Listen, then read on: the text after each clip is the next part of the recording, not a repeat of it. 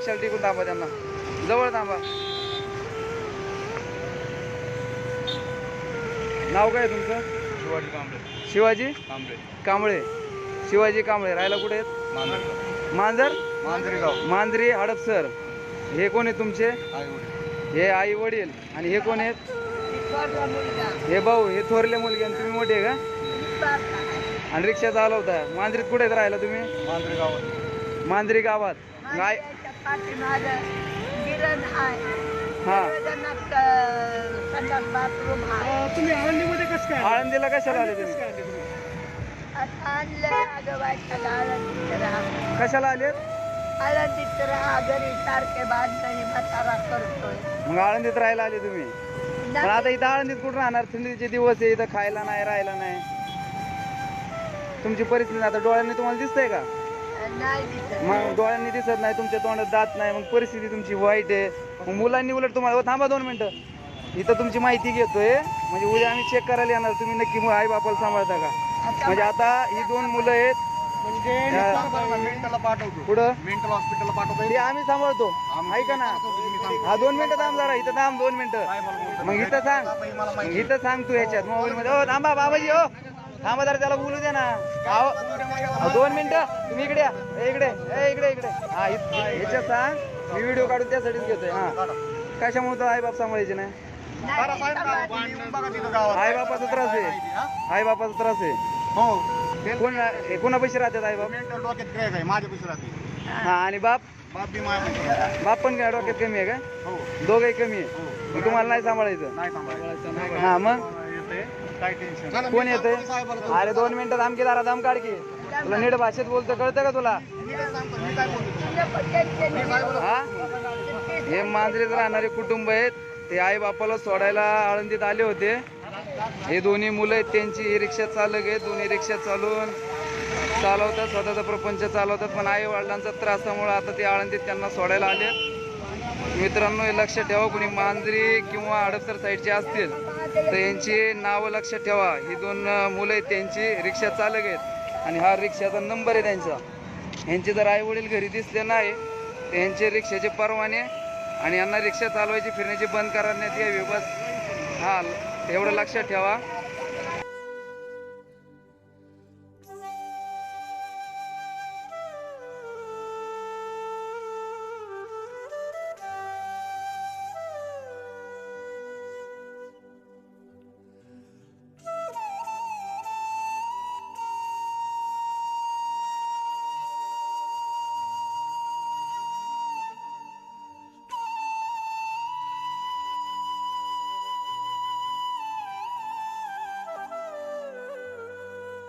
मेरा नाम रामेश्वर महाराज मायकर। 15 साल से मैं यहाँ रहता हूँ। तो ऐसे बुजुर्ग माँ बाप को लोग लाके छोड़ते हैं यहाँ पे और बोलते हैं हम 2 दिन के लिए यहाँ छोड़ के जा रहे हैं, कोई रिश्तेदार आ रहा है, ऐसा करके झूठ बोल के छोड़ के जाते हैं। बोलते हम वापस आ जाएंगे, तुम यहाँ रुको, हम दर्शन करके आते हैं। ऐसे कोई स्पष्ट कारण नहीं कहते उनको। क्यों? तो उनको लगता है ऐसा छोड़ दिया तो कोई हमको देखेगा, कोई चिल्लाएगा, उसके लिए ऐसा चुपके भी कभी छोड़ जाते हैं। घर में सास बहू का जमता नहीं है, माँ बाप का बहू ससुर का जमता नहीं है, ऐसा कारण और भी बहुत कारण होते हैं। कोई प्रॉपर्टी के वजह से देते हैं, घर नाम का कर लेते हैं, खेत ले लेते हैं, पैसा बैंक में कहो नाम का करके लेते हैं खुद के। और गरीब बहुत कम है, लेकिन बहुत बड़े घर वाले जो होते हैं वो बहुत से ज़्यादा।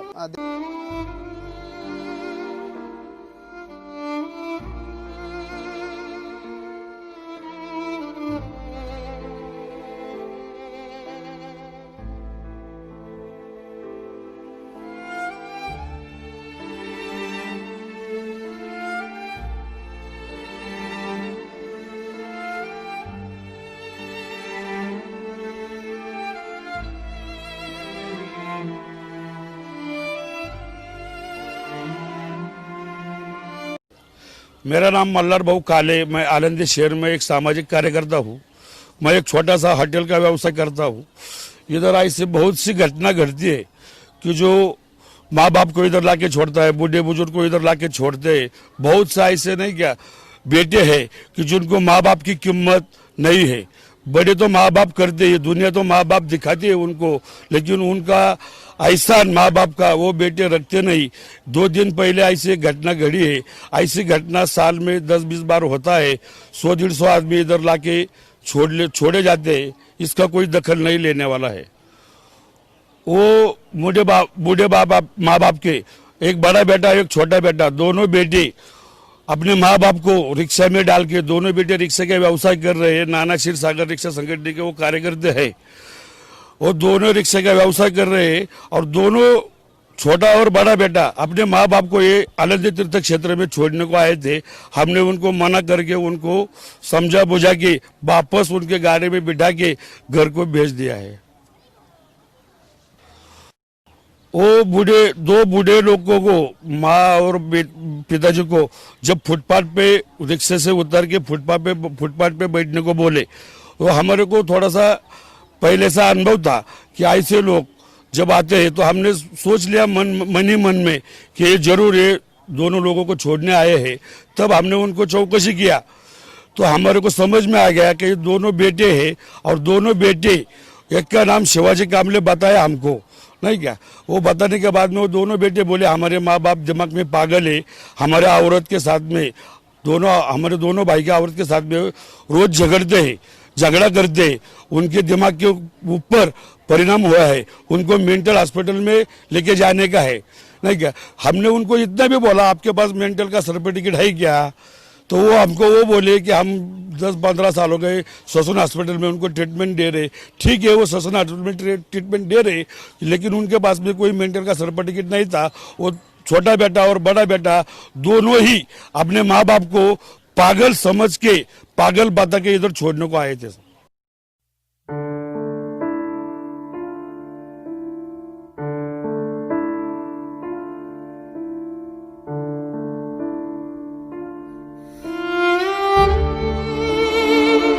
मेरा नाम सरनमीस यौन आबिर जूजी उर्फ जौन भाई। यह मेरे को 3-4 साल से इधर छोड़ के गए लड़का, और जवाई ने मेरे को यहाँ के छोड़ के गए। क्यों? घर के जो कुछ उनका हमारा कुछ जमता नहीं। मैं खांसी आते हैं, मैं बीमार गिरता हूँ, पैसा भर नहीं सकते, डॉक्टर जो पैसा मांगे वो दे नहीं सकते, इसलिए मेरे को इधर राखी छोड़ दिया है। मैं जाऊँ ने बहुत खुश किया, बच्चों को छोटे से बड़ा करने तक मैंने जो मांगता वो सब कुछ किया, उसे कुछ कम रखा नहीं। लेकिन आज मेरा वक्त है बुरा, लेकिन आज मेरे को कोई संभालने के लिए तैयार नहीं। मैं क्या करूँ? बेचारे को ये कोई लोग देते हैं, ये काली सरकार है, वो कुछ ना कुछ हमें मदद कार्य करते हैं, चाय पानी पिलाते हैं। कैसे दिया? हमारी जान जीते हैं हम लोग। किसी ने दिया नहीं दिया तो भी हम ऐसे ही जिंदगी गुजार रहे हैं। हमारे एक ही अनुभव में लड़का ही नको वो लड़की भी नको, कुछ फायदे का नहीं। सब उसकी उम्र होने के बाद, उनको पंख आने के बाद वो उड़ जाते, वो बाप और माँ पहचानना मुश्किल हो जाते। इसलिए हम तो क्या बोलते, इस जिंदगी में हमको मनुष्य धर्म दिया, अगली जिंदगी में हमको मनुष्य धर्म नहीं चाहिए। क्यों है? कोई किसी का फायदा नहीं। मैं यही चाहता हूँ, ये मावली के दरों में मुझे कभी भी मौत आ जाए, इस भगवान के दर पे ही मुझे मरना है। आखिरी जिंदगानी और मौत यही लेना है, और कुछ मैं चाहता नहीं। परिवार से कोई उम्मीद नहीं है? क्या परिवार से उम्मीद बची नहीं तो कैसे मैं परिवार से उम्मीद मांगू? सबने मेरे को छोड़ दिया इधर, मैं कुछ नहीं कर सकता। घर की परिस्थिति हालात सब कुछ अच्छे है, लेकिन आज वक्त पे मेरे हालात कमजोर है। इकडे सोडून गेलं 6 महिने झाले इकडं मुलगा मर इकडं रोज मुलगा नातू सून रोज मारून इकडे सोडून गेलं. हा इकडे बसते, एक कोणतरी पैसे देतो, कोणतरी जेवण देतो, कोणतरी अंगुलाला नेतो. मला दिसत नाही ना.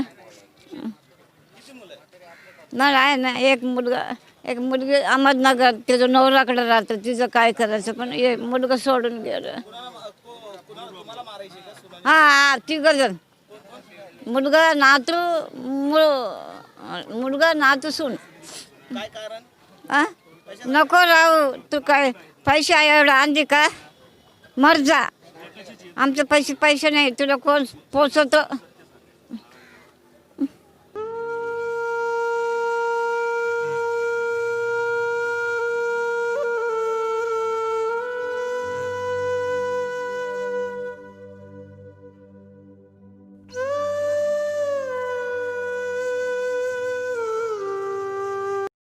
हिराबाई सोनबा वाघुले. काही नाही, चाटलं असंच, कोणी काय दिलं खायचं बसायचं. ते असंच ना आलं, हाकलून दिलं म्हणून नातवानी. नाही घरात नाही राहायचं, पण सून पण म्हणली घरात नाही राहायचं, नातसून. मग तिला हाकलून द्या, हाकलून दिलं. मग आले. नाही आता झालं 7-8 महिने. हे असंच कोणी काय दिलं, कोणी काय दिलं खायचं राहायचं. वा, अशी नव्हती केली, पण ती झाली. मला चांगली अपेक्षा होती का माझी नातवंड मला चांगलं सांभाळत्याल, पण माझे लेक वारले ना, त्यांनी सुरुवातच केली. अहो, शिव्या द्यायचे, भांडण करायचे, आणि बायकोनी सांगायचं नवऱ्याला हाकलून द्या, म्हातारे घरात नाही पाहिजे. जा म्हणले कुठेही. आपण अजून आजारी पडलो नाही, 4 आण्याची मी गोळी आणली नाही. कुठं का इथंच झोपायचं असंच ते ह्या गाड्यांमध्ये. ती माने सोमेश्वर करंजे, 8 फाटा, सोरट्याची वाडी बर का. तर त्यानं मला रत्नागिरीला टाकाय नेलतं नातून समुद्रात. त्यातनं माझ्या बहिणीच्या लेकानं आणलं. पुन्हा पंढरपुरात धर्मशाळेत 3 महिने ठेवलं. त्यातनं पण माझ्या बहिणीच्या लेकानं 10,000 रुपये भरून त्यांनी सोडून आणून घरी म्हणला तुकडा घाल. काट्यानं हाटलं मुतोस लगवी होस्तोर. त्यातनं 10-12 दिवसानं झालं की माझ्या वाटणीचा 1 एकर होता, 2.5 एकर आहे माझ्या वाटणीचं. तर 35 लाखाला इकलं, त्यानं चिकलं, त्यानंच खाल्लं, त्यानंच समज केलं. माझ्या नावानं 1 5 पैसे टाकलं नाही. मला लय मारलं, 2 रक्ता बोंबोळ करून आळंदीत आणून सोडले. 2-2.5 वर्षे झालं. नाही, अजाबात साहेब आलं नाही. ती इथलं समजा राजगुरूच्या तिथं झाला. राजगुरू आहे ना घासवाला, तिथं 4 महिने मी झोपायला 30 रुपये भरून शेणी आहे बघा.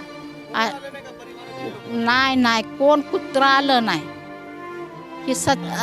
ती चिंचवडला होता इथं, काय ती चाकणला 15 वर्ष होती राहायला. अपेक्षा काय केली पोरं लहान होती तेवढ्या, तुम्हाला काय वाटत होतं? मग मला गोड वाटत होतं की चांगलं झालं, चांगलं होईल म्हणून. तर त्यांनी मला वागून दिलं नाही. मला 2-4 वेळा रक्ता बोंबळ करून आणून सोडलंय बघा साहेब. ही सत्य आहे. माळा ज्ञानेश्वराची, सोमेश्वराची. मी भीक मागून खाते बघा इथं एवढंच.